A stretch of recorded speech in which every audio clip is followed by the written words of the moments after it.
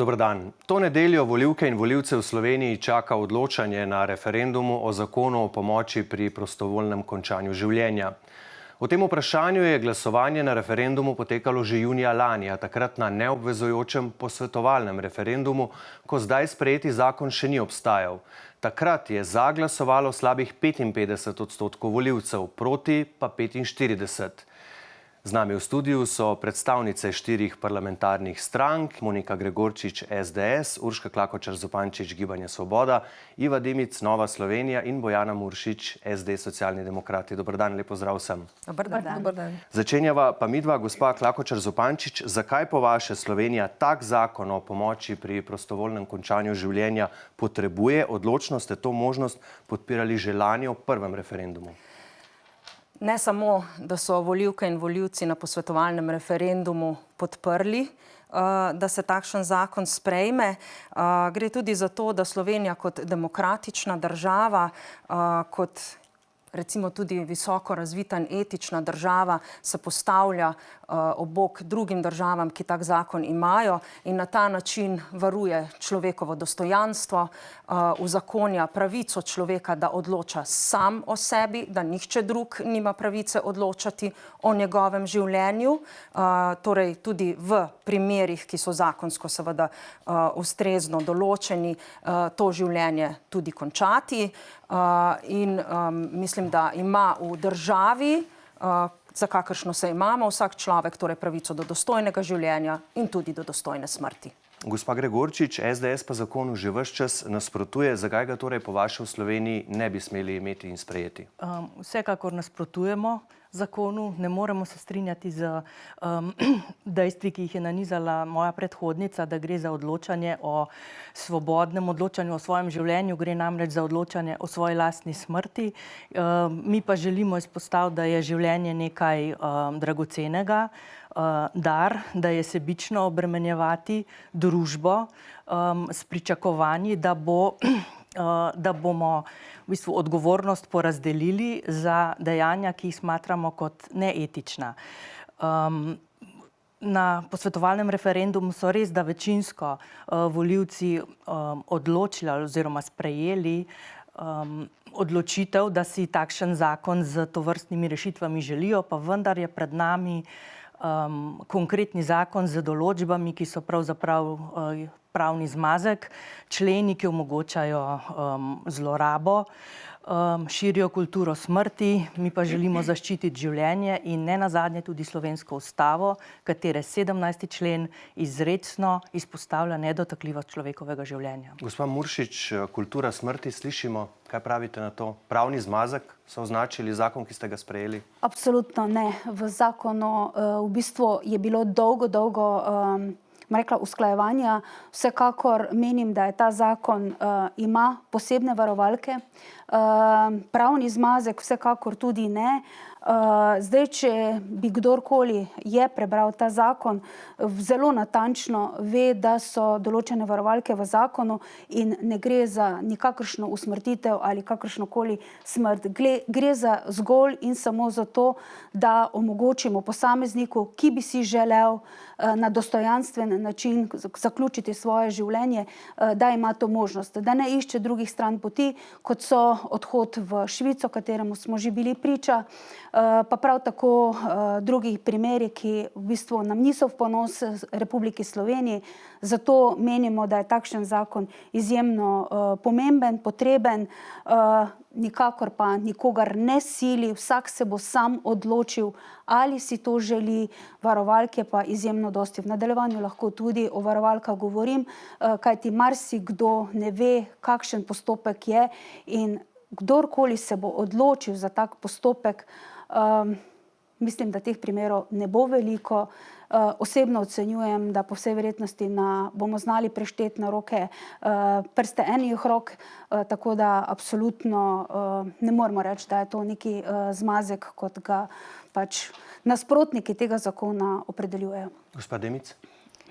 V Novi Sloveniji verjamemo v dolgotrajno oskrbo, verjamemo v paliativno oskrbo, zato bomo glasovali proti. Verjamemo, da bojo vzpostavljeni sistemi, ki jih ljudje potrebujemo. Zato, še enkrat poudarjam, bomo glasovali proti. Bilo je govora o varovalkah, verjetno bomo o tem govorili kasneje, ampak noter ni varovalk. Niti ni natančno napisano, komu je namenjen ta zakon. Opredeljeno je tistim, ki težko prenašajo bolečino, ki trpijo. Zdaj, vsi zdravniki, zdravniška zbornica je tudi dala obvestilo, so proti takemu zakonu, ker ne želijo sodelovati pri temu. Mislim, da je ta zakon eno žalostno sporočilo, da so starejši, bolni in umirajoči ljudje breme tej družbi. To je sporočilo tega zakona in odločno smo v Novi Sloveniji proti. Zato, ker še enkrat poudarjam, dolgotrajna oskrba, paliativna oskrba je tisto, kar prinaša dostojanstvo človeku v tej sodobni, razviti družbi. Slovenija je dovolj bogata, da lahko to omogoči vsakemu, ne le peščici. Zdaj, bom rekla, koalicija Slovencem ponuja smrt, samomor. A je to, bom rekla, zdrava družba? Država s ponujanjem pomoči pri samomoru priznava, da so najšibkejši strošek. V samem zakonu so zapisali, koliko stane paliativa in koliko stane pomoč pri samomoru. Nezaslišano. Glejte, to, kar poslušam, je grozljivo. Prvič, da se govori, da je to pravni zmazek. Pričemer, gospa tukaj na moji levi, seveda je treba razložiti, da 17. člen Ustave govori o nedotakljivosti človekovega življenja, hkrati pa nikoli zraven ne poveste, da zraven piše še, da je smrtna kazen pri nas ni dovoljena. Torej, 17. člen Ustave govori o tem, seveda tako je. 17. člen Ustave govori o tem, da država ne sme posegati v človekovo življenje na način, da bi uzakonila smrtno kazen. Tako je in tako je, tudi takšna interpretacija je tudi edina pravilna. To, da se pa tukaj kdorkoli izmed nas ali pa institucije dovolijo vzeti pravico, odločati o tem, kaj bodo ljudje in kako bodo upravljali svojim življenjem in kako bodo živeli. In na konec koncev, ali se bodo odločili izkoristiti to pravico potem, ko in če bi se znašli v situaciji, ko so neozdravljivo bolni in trpijo neizmerne bolečine, da si to drzne kdorkoli vzeti kot svojo pravico, pomeni edino, da želi družbo nadzorovati jo pa želi, ker išče neke svoje lastne koristi pri tem. Pri tem zdaj govorim seveda predvsem o eni instituciji, ki je institucionalizirala religijo in ki se že od svojega nastanka neprestano vtika v vse intimne sfere človekovega življenja. Rojstvo, spolnost in smrt. Ta institucija si je drznila še pred 100 leti gledati v spalnice ljudi. Seveda, da ne govorimo o tem, kaj danes se še prerekamo o splavu. Celo o tem, da bi bil splav nedovoljen, če je ženska posiljena. Kar me zelo zanima mnenje teh žensk tukaj namreč.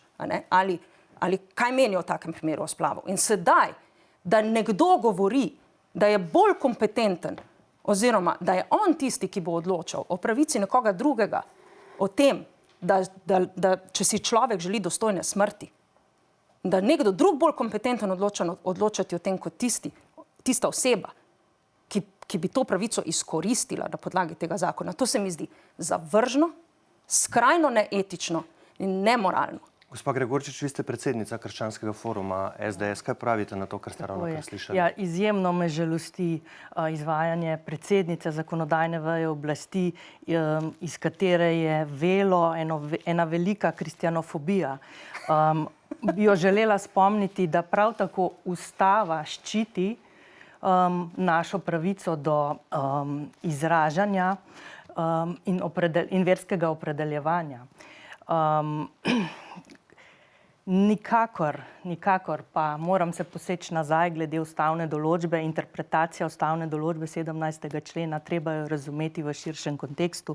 Tudi jaz, ker nisem pravnica, to vem. Bi pa posebej poudarila 4 skupine razlogov, tehtnih razlogov, zaradi katerih konkretnemu zakonskemu predlogu nasprotujemo, opozarjamo, da je škodljiv, da je za družbo nevaren, ker omogoča zlorabe. Gre za pravno skupino razlogov, poleg neskladja z Ustavo, je neskladen tudi z nekaterimi drugimi določbami, določbo Kazenskega zakonika, da je pomoč pri samomoru kaznivo dejanje, pa jo ta konkretni zakon o asistiranem samomoru nekako obide. Vzrok smrti oglednikom nalaga potvorbo resničnega vzroka smrti. Zdaj zakaj? Verjetno tudi iz naslova nekih premoženjskih koristi, življenjskih zavarovanj, ne nazadnje odpira zelo pereča družinska premoženjska vprašanja. Potem so tukaj moralno-etični razlogi, tako imenovan spolzki klanec. Gre za stvari, ki so se izkazale še kako resnične in nevarne v državah, kjer so evtanazijo oziroma asistiran samomor že uvedle, ko se priprejo vrata, Pandorina skrinjica, ko se odpre, gre samo še naprej z naslednjimi novelacijami, bodo v poštev prišlo ubijanje invalidov, nemočnih, kakorkoli drugače psihično prizadetih. Na kakšni podlagi vi sklepate, da bo do takšnih stvari prišlo? To kaže praksa držav, ki so to uvedle. Kanada, na primer, Belgija, Nizozemska. In ni res, da zakon predvideva v tej varianti, da bo ta možnost asistiranega samomora na voljo samo terminalno bolnim. Še kako to ni res. Še eno moralno dolžnost bi prej izpostavila, kaj moramo kot družba narediti, pokopati svoje mrtve. Potem so tukaj zdravniški razlogi, Hipokratova prisega in tudi posodobljena Ženevska deklaracija o absolutnem spoštovanju človekovega življenja. Prisila zdravnikov, ki je unikatna v tem zakonu v naši državi. Nedelujoč zdravstveni sistem. Pa če dovolite, da damo še drugim gostjam besedo. Gospa Muršič, mogoče pa zdaj, glede na to, kar smo ravnokar slišali, vendarle o tistih varovalkah, ki ste jih prej omenili, kar nekaj jih je v zakonu, torej če lahko kar poveste, kaj vsebuje zakon, da se recimo takšni primeri, kot očitno obstaja neka skrb, ne bi dogajali? Jaz razumem vsako skrb. Tudi sama sem pri prvem osnutku zakona imela velike pomisleke, ki ga je pripravila civilna družba, in glede na to, da smo pač sodelovali v tem, seveda so velike varovalke v tem zakonu.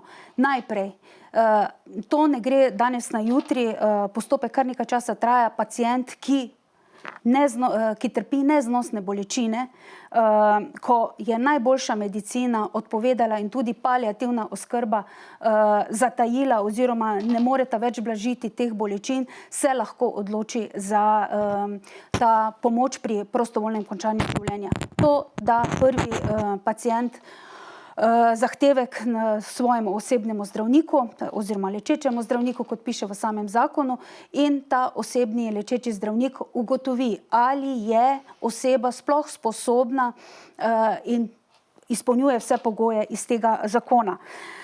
Na kar imamo tudi zunanjega neodvisnega zdravnika, ki to oceni. In ko gresta ti dve oceni skupaj, da v bistvu je oseba res potrebna oziroma se ji lahko omogoči pomoč pri prostovoljnem končanju življenja, se naredijo 3 pogovori z zdravnikom.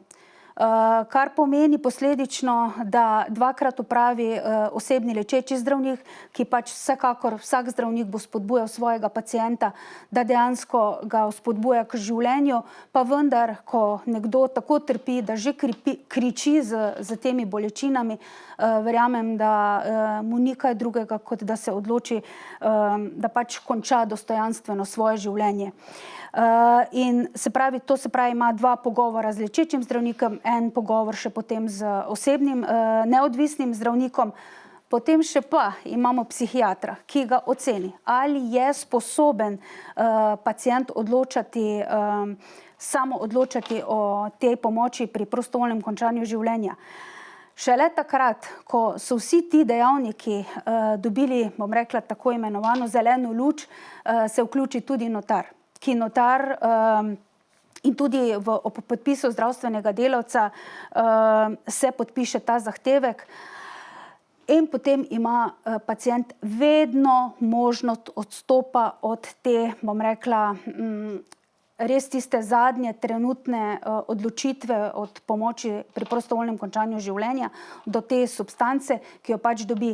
Kolegica Gregorčič je govorila, da v bistvu posiljujemo zdravnike in jih silimo v to. Zdravniki imajo možnost ugovora vesti. To v zakonu jasno in glasno piše. Prav tako imajo možnost ugovora vesti tudi lekarniški delavci pri izdaji učinkovine. Odkimavate, gospod Dimic? Seveda piše v zakonu to. Farmacevtom je v zakonu o zdravstveni dejavnosti bila odzeta možnost ugovora vesti. Ravno tako jo nimajo notarji.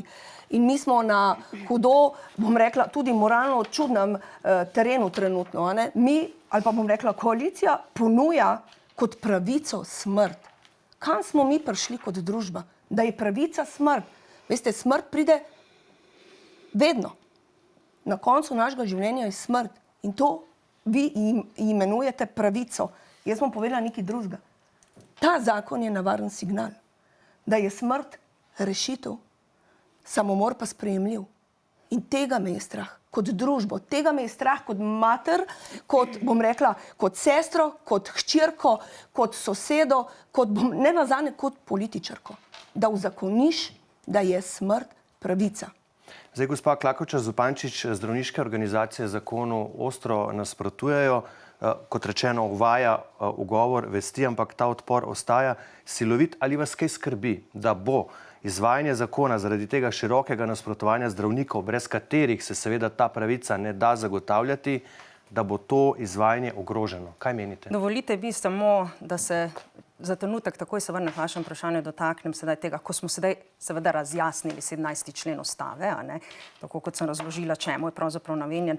Naj še par besed namenim tej kristjanofobiji. Spoštovana kolegica, zgodovina krščanstva je polna krvi, nasilja, umorov, ubojev, smrti. To je zgodovina krščanstva. Prava ljubezen, tudi božja ljubezen, je pa nekaj popolnoma drugega. Prava ljubezen je, ko ti človeku pustiš, da živi tako, kot želi, ko ti človeku pustiš, da odloča sam o sebi, ko ti človeku priznavaš vse temeljne pravice človeškosti in človečnosti. To je prava božja ljubezen, spoštovana kolegica, tudi vam odgovarjam, kar pomeni, prava ljubezen izkažemo takrat, ko spustimo človeka, da se sam odloči. Ker to nasprotovanje, ki jo jaz čutim tukaj iz obeh strani, je pravzaprav sebičnost in nič drugega. Sebičnost, oprostite, da samo da končam, sebičnost, da tega človeka držimo pri življenju v najhujših bolečinah in govorimo o čem? O dostojnem življenju, o tem, da mu odrekamo možnost, da odide v miru in spokojno, če si sam tako želi. To, oprostite, ni nič drugega kot zgolj sebičnost. Dobro. Zdaj pa da vas odgovorim na vaše vprašanje. Se bomo potem vrnili, dajmo zdaj kolegicam besedo, da odgovorijo. Prav gotovo, lejte, bom jaz malce umirila tole retoriko, ker mislim, da je šla čez mero dobrega okusa. Vsi si želimo dostojanstveno človeka, vredno, nebolečo zadnjo uro. In volivke in volivce posebej opozarjam, da je to možno doseči z drugimi sredstvi, z ustrezno paliativno oskrbo, z dolgotrajno oskrbo, ki je ni sposobna bila tudi ta koalicija implementirati. Že 3 leta in pol se vali kepa okrog nedelujoče, neuspostavljene dolgotrajne oskrbe, davek oziroma prispevke pa plačujemo. Paliativa, vzpostavljeni hospici, vse to mora biti dostopno vsem tistim, ki želijo se dostojno posloviti v krogu svoje družine, v miru, brez bolečin in seveda tudi z odsotnostjo terminalnega oziroma agresivnega zdravljenja v terminalni fazi bolezni. Sebično pa je ravno obratno na družbo, na zdravnike, ki jih zavezuje Hipokratova prisega, prenašati odgovornost in nalogo za končanje tujega življenja. Še nekaj bi poudarila, nimamo delujoče zdravstvene oskrbe oziroma se nam zdravstveni sistem tako rekoč pred očmi sesuva. Ljudje umirajo v čakalnih dobah.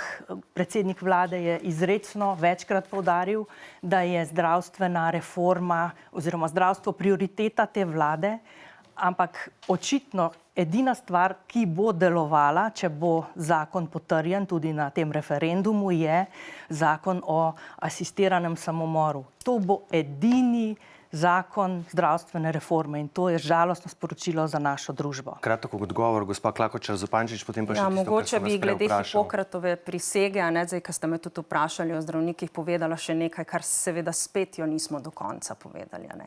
Hipokratove prisega tudi pravi, prav tako ne bom nobeni ženski dal pripomočka za uničenje telesnega ploda.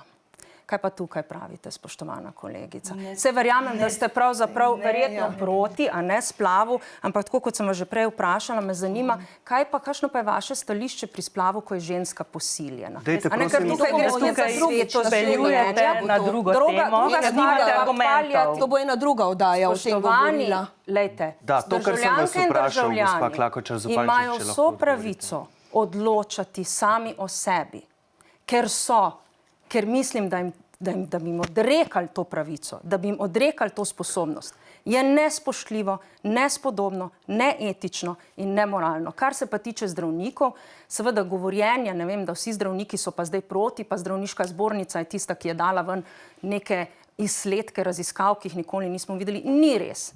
Ogromno zelo uglednih in zelo strokovnih zdravnikov je za ta zakon. Tudi Zvezdan Seveda Pirtošek je spregovoril Tako, za NN, tako. gospa Dimic, izvolite. Glejte, jaz moram reči, zaupam, verjamem, da dr. Brecelj je priznan strokovnjak, onkolog v Sloveniji. On je jasno povedal, da zakon ni dober in da on tega ne bo izvajal in da se s takim zakonom ne strinja.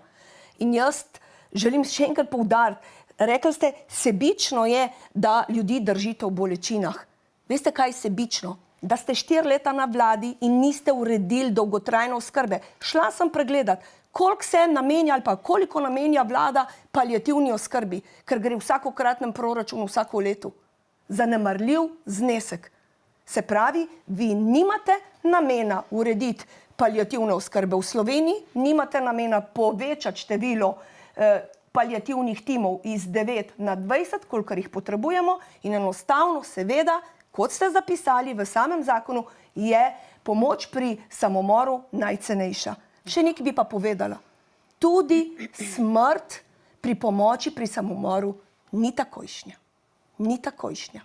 Če ste prebrali in verjamem, da ste vse izsledke in poslušali strokovnjake, ta smrt lahko traja več ur. Gospa Ni Muršič. v momentu. Ta smrt traja več ur.